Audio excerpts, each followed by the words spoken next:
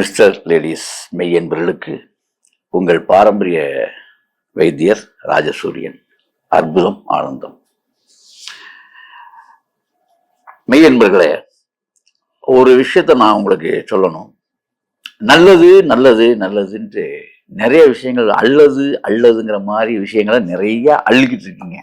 அதை நீங்க கொஞ்சம் உங்க புத்திசாலித்தனம் தான். அந்த புத்திசாலித்தனத்துக்குள்ள ஒரு ஒரு நல்ல விஷயங்களை நீங்க அதை ஃபில்டர் பண்ணி அந்த புத்திசாலித்தனத்தை ஜெயிக்க வைக்கணும்.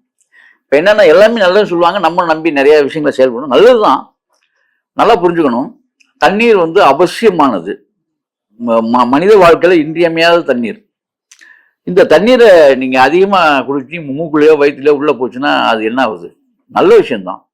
அதே மாதிரி சாப்பாடு பசிக்கு சாப்பிட்றது நல்ல விஷயம்தான். ஆனா மென்மேலும் தொடர்ந்து அதிகமா சாப்பிட்டீங்கன்னா என்ன ஆகும்?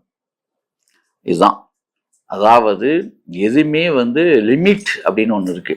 அந்த லிமிட்டை மீறினீங்கன்னா எல்லாமே பிரச்சனையா வரும். இதை நீங்க சின்ன விஷயம்தான், இதுல கவனம் செலுத்தணும். நீங்க அரை வயிறு சோறு, கால் வயிறு நீர், கால் வயிறு காற்று, இது பேஸ் எப்போதுமே. அப்படி முடியாதவங்க கொஞ்சம் கூட வச்சுக்கோங்க. அரை வயிறு இல்லை, முக்கால் வயிறு சாப்பிட்டுக்குங்க. இது எதுக்கு தெரியுமா? முழு சக்தியை நீங்க பெறணும்னா முக்கால் வயிறு சாப்பாடுங்க. என் கணக்கு நம்ம அந்த அரை வயிறை கூட விட்டுருவோம். இது சித்தைங்களுக்கு. நீங்க முக்கால் வயிறு சாப்பாட்டோட நீங்க இருந்து பாருங்க, அப்படி இருக்கும். அப்படி இருப்பீங்க. எல்லாம் இந்த எக்ஸசைஸ் இன்னொன்னு சொல்லிடுறேன், உங்களுக்கு எக்ஸசைஸ் தேவையில்லை, வாக்கிங் கூட தேவையில்லை. நான் பகிரங்கமா சொன்னேன், ஏன்னா அனுபவிச்சு யான் பெற்ற என்பது பெருக வைக்கும். வாக்கிங் கூட தேவையில்லைங்க, ஓப்பனா சொல்றேன். அப்ப என்னங்க, உணவை குறையுங்கள். யாருக்கு சொல்றேன்? உணவு நிறைய சாப்பிட்டா வாக்கிங்ல ரன்னிங்கே உங்களுக்கு வேணும். நாங்க என்ன சொல்றோம்னா, நாங்க சொல்ற மாதிரி நீங்க பண்ணீங்கன்னா உங்க உடம்புல நல்ல விஷயங்களை நிறைய நீங்க ஏர்னிங் பண்ணலாம். என்ன ஏர்னிங் பண்ணுவீங்க அப்படின்னா, அதாவது உடம்பு லேசாயிரும். புரியுதா? காலையில நான் சொல்றேன் டிப்ஸ் மட்டும் 3 டிப்ஸ் சொல்லிடுறேன், அதை மட்டும் ஃபாலோ பண்ணுங்க. மருந்தே இல்லாத அருமையான ஒரு டிப்ஸ். காலையில் எழுந்திருக்கிறீங்களே, வழக்கத்தை விட 5 மணிக்கு முடிஞ்சா எந்திரிக்கிறவங்க பிரச்சனை இல்லை எனக்கு. இல்லைங்க நான் 6 மணிக்கு தான் எந்திரிப்பேன்னா தயவு செஞ்சு ஒரு 1/2 hour முன்னால் எழுந்திரிச்சிருங்க. ஒரு 5:30 மணி, 5 to 5:30 இதுதான் டைம். அதுக்கு முன்னால் எழுந்திரிச்சா அவங்கள கும்பிட்றேன் நான். அவங்க திசை இருக்கும் பக்கத்தில் போய் கும்பிட்றேன். ஏன்னா 4 மணிக்கு எந்திரிக்கிறவன் நட்பண்பு உள்ள மனிதன் அப்படின்னு நான் சொல்லிக்கலாம். 4 மணிக்கு எந்திரிக்க முடியல, 5 மணி வச்சுக்கோங்க. இந்த 5 மணிக்கு கீழே போயிடாதீங்க. 5:30 அப்படியே கஷ்டப்பட்ட ஒரு 5:30, இதுக்கு மேலே டைமே எடுத்துடாதீங்க. 5:30 ஓவர் தான். 5 மணி ஒரு 1/2 hour மட்டும் கண்ணை மூடிட்டு பேசாம உட்காந்துருங்க. எப்படி? 1/2 hour பேசாம கண்ணை மூடிட்டு உட்காந்துருங்க. எழுந்த உடனே அதாவது நீங்க அந்த மவுத்து, அதாவது சுத்தப்படுத்திங்க வாயை. அதாவது நீங்க ஒரு பல் விளக்கிட்டு காலை கிழமையில உடனே முடிக்கிறவங்க முடிங்க, முடிக்காதவங்க கொஞ்சம் லேட் ஆகும் அப்படின்னு நினைச்சா வெந்நீர் மட்டும் ஒரு டம்ளர் குடிச்சிட்டு பேசாம நீங்க உட்காந்துக்கணும். இந்த வெந்நீர் குடிக்கும் போது ஒரு நல்ல விஷயம் ஒண்ணு பண்ணணும். அதாவது முளை கட்டிய வெந்தயத்தை வீட்டுல முளை கட்டிய வெந்தய பேர் இருக்கு இல்லையா, அதை முளை கட்டின வெந்தயத்தை நிழல்ல காய வச்சு அதை இடிச்சு பவுடராக்கி வச்சுக்கணும். அதை 2 ஸ்பூன் காலையில அந்த வெந்நீர்ல எழுந்தவொடனே பல்லு விளக்கிட்டு, 4 மணிக்கு சொல்றேன், இல்ல 5 மணிக்கு இருந்துச்சான் சரி, எழுந்தவொடனே பல்லு விளக்கிட்டு வெந்நீர்ல அதை 2 ஸ்பூன் மட்டும் சாப்பிட்றணும். சாப்பிட்டுட்டு ஒரு அரை மணி நேரம் தவம்னா வேற ஒன்றும் கிடையாது. உங்களுடைய மூச்சு காற்று மேல ஞாபகத்தை வச்சுட்டு கண்ணை மூடிக்கிட்டு கிழக்கு முகமா பார்த்து விரிப்பு ஏதாவது ஒண்ணு விரிச்சிட்டு பேசாம உட்காந்துக்குங்க. இது ஒரு 1/2 hour மட்டும் கரெக்டா பண்ணிருங்க. இது முடிஞ்சா அதுக்கப்புறம் நீங்க வாக்கிங் போனாலும் சரி, உங்க விஷயங்கள் அதெல்லாம். நான் வாக்கிங் இதெல்லாம் தேவையற்றது. இது நான் சொல்ற மாதிரி இருந்தா காலையில வழக்கம் போல சாப்பிட்றது என்னன்னா, எதா இருந்தாலும் காலையில் சமைத்த உணவு சாப்பிடுங்க. பழைய உணவு கூடவே கூடாது, பழைய சோறு கூடவே கூடாது, தயிர் கூடவே கூடாது, மோர் கூடவே கூடாது. ஞாபகத்தில் வச்சுக்கணும், காலையில நல்லது இல்லை. அப்ப என்ன பண்ணணும்?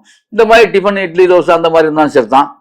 இல்ல ஆக்கிய சாதம், பொங்கிய சாதம், பொங்கல் மாதிரி சாதம், டால்டா போடாத பொங்கல்னு உடனே நீங்க பொங்கல் தான் சாப்பிடணும். டால்டா போடாத பொங்கல், லேசா நெய் போட்டுக்கலாம். லைட்டா நெய்யெல்லாம் இருக்கலாம், தப்பே கிடையாது. சுத்தமான நெய்யா இருந்தா சாப்பிட்டுட்டு பொங்கல், அதாவது குழஞ்ச சாதம் சாப்பிடலாம் காலையில.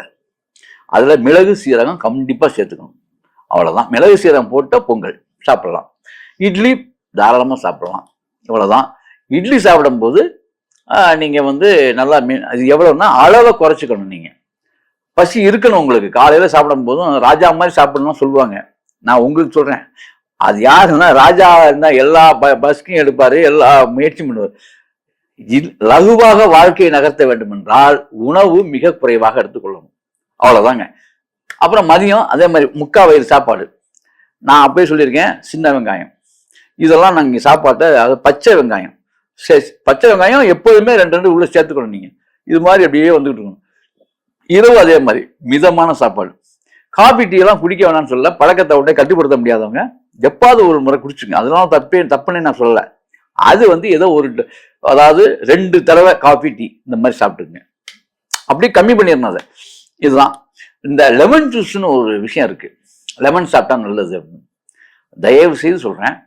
சர்க்கரை போட்டு லெமன் ஜூஸ் சாப்பிட்றாதீங்க. எந்த சர்க்கரையுமே சர்க்கரை போட்டு சாப்பிடக்கூடாது. இது எப்படி சாப்பிடணும்னா, அதாவது லெமன்ல 1/4 பங்கு மட்டும்தான் புளிப்புத்தன்மையை உடம்புல எல்லா குழம்பு வரைக்கும் சொல்றேன். புளிப்பு உடம்புக்கு ஆகவே ஆகாது. புளிப்புத்தன்மையை கூட்டக்கூடாது. உடல் செரிமானம் இல்லாதவர்கள் மட்டும் அந்த டைம்ல மட்டும் புளிப்புத்தன்மையை கொஞ்சம் கூட்டிக்கணுமே தவிர மற்ற நாட்களில் புளிப்புத்தன்மையை கூட்டவே கூடாது. அப்புறம் இன்னொரு ரொம்ப நல்லதுன்னு சொல்லிட்டு இந்த கருஞ்சீரகம், ஓமம், சீரகம் இதெல்லாம் சோம்பு இதெல்லாம் கலந்து நல்லா சாப்பிட்டா சுகர் கண்ட்ரோல் ஆகும், பல நல்லது நடக்கும் அப்படின்லாம் சொல்லுவாங்க. அதாவது வேதிவினை ஆற்றக்கூடிய நம்முடைய பொருட்கள் இதெல்லாம் மருத்துவ குணம் உள்ள பொருட்கள் தான், இல்லைன்னு சொல்லவில்லை. இது இந்த கலவை தேவையற்றது. நான் தான் முதல்ல சொல்லிட்டேன் உங்களுக்கு. வெந்தயத்தையே நான் எப்படி சொல்லியிருக்கேன், பச்சை வெந்தயம் சாப்பிடக்கூடாது, முளைகட்டி தான் சாப்பிடணும். முளைகட்டி நிழல்ல காய வச்சு சாப்பிடணும். அப்படி கிடைக்கலன்னா சொல்லுங்க, என்னுடைய முகவரிக்கு நீங்க அணுகலாம். அந்த மாதிரி எல்லாம் அந்த மாதிரி முளைகட்டி ப்ராசஸ் பண்ணி வச்சிருக்காங்க சித்த வித்தியார்த்திகள். அது மாதிரிலாம் தயார் பண்ணி எத்தனை இடங்கள் இருக்கு நான் சொல்றேன், அங்க வாங்கிக்கங்க. நீங்க சுத்தமான தேன் கிடைக்குது, சுத்தமான இது கிடைக்குது. இந்த மாதிரி சுத்தமானது எங்க கிடைச்சாலும் அப்படி வாங்கிக்கங்க. இல்லாட்டி உங்க வீட்டுல நீங்க ப்ராசஸ் பண்ணுங்க. வெந்தயத்தை முளைகட்டி காய வச்சு, அதுக்கு பின்னால அதை நிழல் காய்ச்சல 2-3 நாள் காய வச்சு, அந்த முளைகட்டின வெந்தயத்தை அரைச்சு பவுடர் ஆக்கி சாப்பிடணும். அப்படியே எடுத்தவொடனே அப்படியே போட்டு முழுங்கிறது, அப்படியே சாப்பிட்றது தயவு செஞ்சு அந்த பச்சையாக அந்த மாதிரி சாப்பிட்ற இந்த ப்ராசஸிங் முறையா இல்லாத ப்ராசஸிங் உங்களுக்கு நல்ல பலனை உடம்புல தராதுங்கிறத நீங்க முதல்ல புரிஞ்சுக்கணும். சரியா? நான் ஒரு சித்த வித்தியார்த்தியாக இருந்து சொல்றேன். இதெல்லாம் அனுபவ ரீதியான உண்மை. அதுலாம் பலனே கிடைக்காது. ரெண்டாவது அது ஆப்போசிட்டா கூட சில பேருக்கு வேலை செய்யும். இப்ப இந்த தனித்தனியா அந்த வெந்தயம் சாப்பிட்றீங்களா, இந்த வெந்தயம் என்ன பண்ணு தெரியுங்களா, தோல்ல பிம்பிள்ஸ் அதிகப்படுத்தும். நிறைய பேர் அது மாதிரி வந்திருக்காங்க. அதே மாதிரி பருக்கள் மாதிரி எல்லாம் உருவாயிரும் ஆட்டோமேட்டிக்கா. ஏன்னா அதாவது சமச்சீரான தன்மையை மாற்றிவிடும் இந்த பச்சையா சாப்பிட்றது. இதேதான் கருஞ்சீரகமும் ஓமம் இப்படிலாம் சாப்பிடக்கூடாது. ப்ராசஸிங் இருக்கு, எல்லாத்துக்கும் ப்ராசஸிங் இருக்கு. ஒன்றும் இல்லை, இந்த இப்போ இது சாப்பிட்றது இந்த மாதிரி இந்த கருஞ்சீரகத்தை சாப்பிடலாம். கருஞ்சீரகம் எப்படி சாப்பிட்னா, உணவில் கலந்து, இப்போ ஒரு கறி காய் வைக்கிறீங்க, ரசம் வைக்கிறீங்க, இந்த கருஞ்சீரகமும் அதில் சேர்த்துக்கணும். இப்போ ஒன்றும் இல்லைங்க, நீங்கள் இந்த நம்முடைய தமிழ் கலாச்சாரப்படி இந்த காலிஃப்ளவர் இருக்கு இல்லையா, இந்த காலிஃப்ளவரை கறி குழம்பு மாதிரி வைப்பாங்க. அதாவது இதில் இறைச்சி சேராது, காலிஃப்ளவரை வச்சுமே இது பண்ணுவாங்க.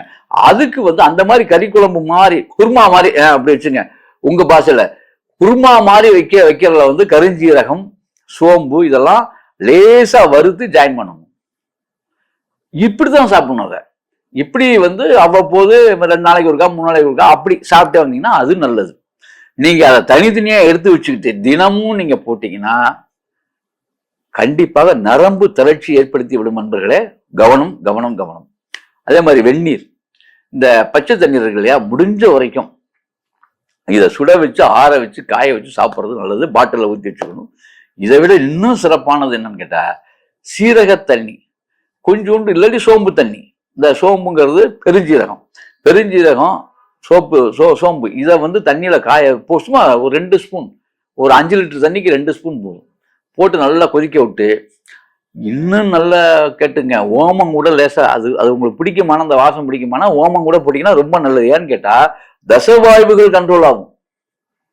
குடி தண்ணீரை இப்படி நீங்க செஞ்சுக்கிட்டு வேலைக்கு போகும்போது அந்த தண்ணீரை ஊற்றி ஆற வச்சு ஊற்றி அடைச்சிக்கிட்டு போய் நீங்க சாப்பிடணும். இப்படி சாப்பிட்டீங்கன்னா ரொம்ப நல்லது. இதுதான் உணவு முறை. ஆகவே இந்த கருஞ்சீரகத்தை நான் கருஞ்சீரகம், இது மிளகு, சோம்பு, ஓமம் எல்லாம் ஒன்னா கலந்து பச்சையா சாப்பிட்றேன், சுகர் கண்ட்ரோல் ஆகும் அப்படின்லாம் நீங்க நினைச்சிட்டு எல்லாமே பச்சையாக அள்ளி போட்டு மென்னுட்டு இருந்தீங்கன்னா துள்ளி வரும் நோய்கள் உங்களுக்கு ஞாபகத்தில் வச்சுங்க, நரம்பு தளர்ச்சி ஏற்படுத்தி விடும். ஆகவே அதெல்லாம் அவாய்ட் பண்ணிட்டு நான் சொன்ன மாதிரி நீங்க செயல்பட்டு பாருங்க. இதுதான் வாழ்வியல்ல சித்தா முறை. அதாவது என்ன சொல்ல போனா மருந்தை உணவாக உட்கொள்ளும் முறை. நான் சொல்றது மருந்தை விருந்தாக, அதாவது நீங்க தனியா மருத்துவம் தேவையில்ல, இந்த உணவை மருந்தாக மாற்றுகின்ற எளிய முறை. இந்த மாதிரி நீங்க பயணிச்சு பாருங்க, உங்க வாழ்க்கை சிறப்பா இருக்கும், அற்புதமா இருக்கும், ஆனந்தமா இருக்கும். அற்புதம், ஆனந்தம்.